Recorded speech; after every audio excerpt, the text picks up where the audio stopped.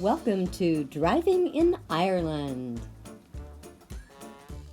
We started our trip with a Kia Sportage that was pristine and in new condition. And by the end of the trip, what the heck happened to our rental car? So let's start out with the basics. Here's the documentation that you'll need if you want to rent a car and drive in Ireland. You of course need a valid driver's license with a photo if you're from the US, from Canada, or from the European Union. Now if you're from a different country, you're going to need to apply for an international driver's permit from your home country. If there's no photo on your driver's license, you're going to have a passport too.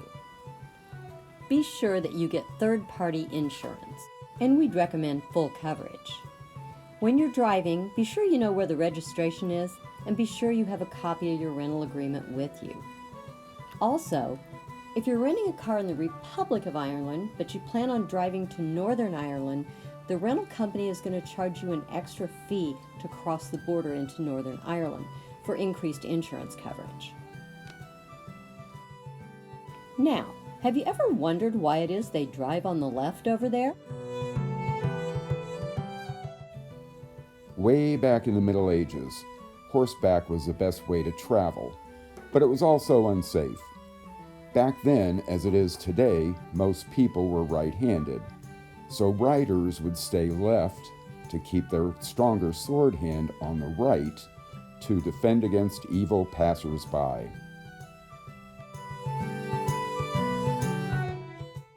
So of course, after you pick up your rental car, you get in, you get acclimated with where everything is, and you fasten up and get ready to drive.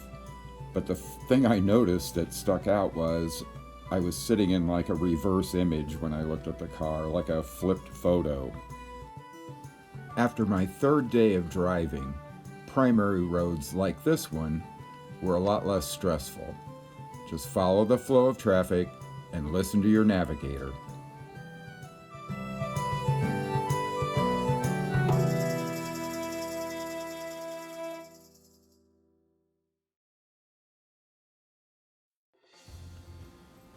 Our car even has helpful reminders applied in strategic locations, so you should remember to stay on the left.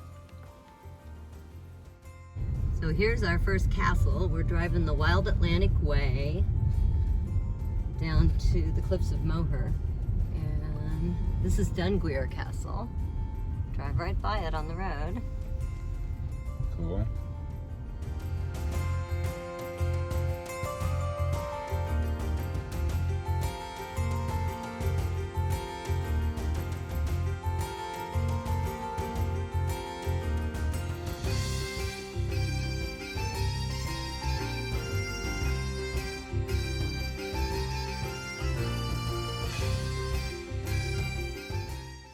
So after a few days of driving in Ireland, you learn that it's just fine to follow a bus patiently instead of tapping your fingers and being annoyed.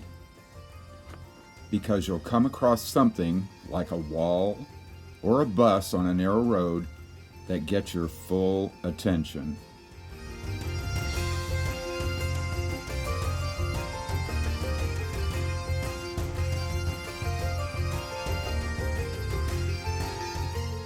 Thing you need to think about when driving in Ireland is navigation.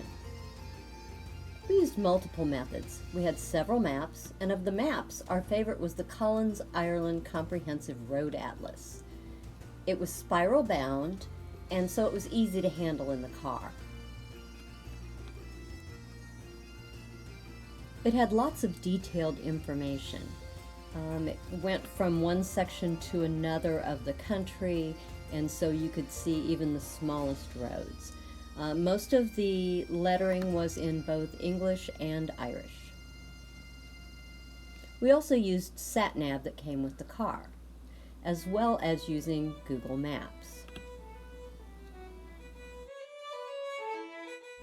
With both sat-nav and Google Maps, it works better if you enter in the name of the next town you're going to rather than an exact address.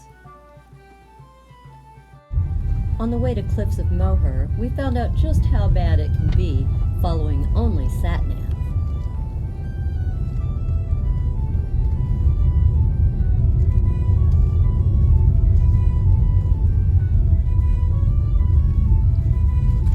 At the stop sign, turn right onto R478. So this is what happens when you take the wrong turn and it reroutes you through a one-lane road. Okay, we're going to turn right now.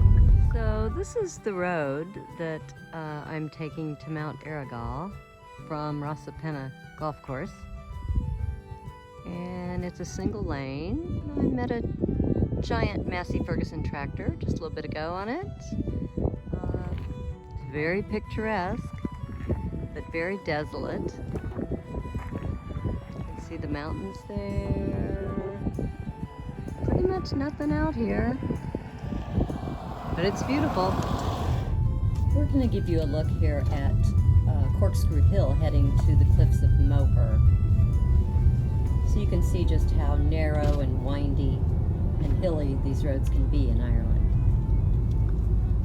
So this is Corkscrew Hill that we debated whether or not to take, and we didn't really have a choice. The route just kind of took us this way. The speed limit says 80 kilometers per hour. There's not a chance in hell. Chris was saying that this reminds him of the Grand Prix drivers that stand on the gas and then hit the brake, and I said, yeah, but the only problem is Grand Prix drivers don't have traffic coming the opposite direction.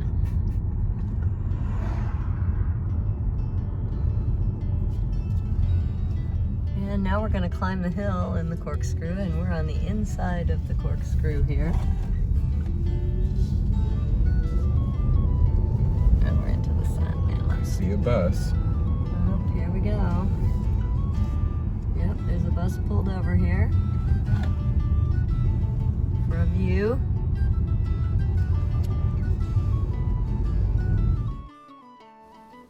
So our number one suggestion about navigation would be, if at all possible, have a live person as a navigator. There's a lot going on when you go through towns, especially. A live navigator can check the map or the sat-nav to watch for signs and turns and exits, especially when you're approaching roundabouts, which will bring us to our next section.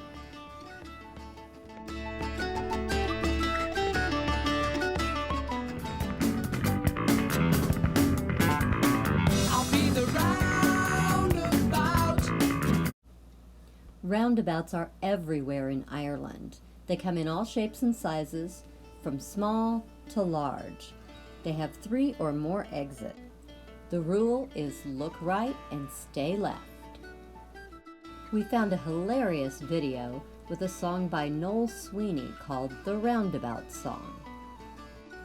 We'll put the link to the whole video down below.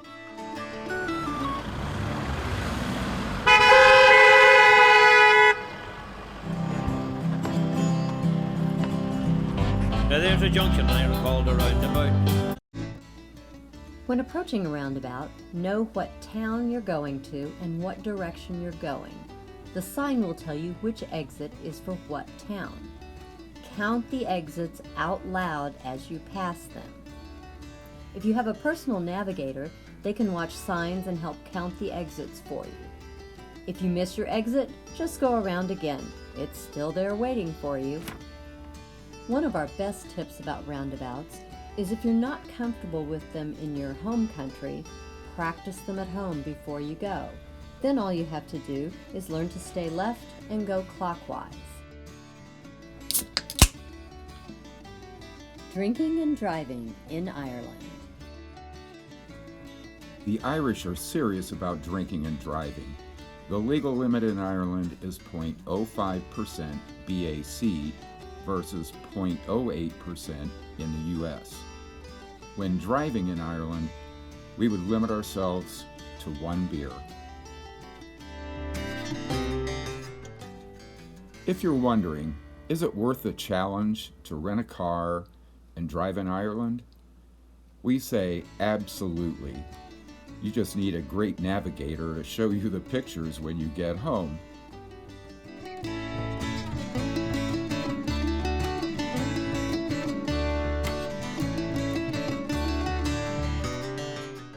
So you're probably asking yourself, what did happen to our car? Well, darned if we know. Neither one of us remembered getting into any kind of a scrape with it, so we figured someone must have scraped it while we were in a parking lot somewhere. But because we had good insurance, we signed off on it, and that was that. So the moral of the story is, if you only remember one thing from this video, remember to Get full coverage. Thanks so much for watching this week's video. We hope you enjoyed it. We publish a new video every Wednesday.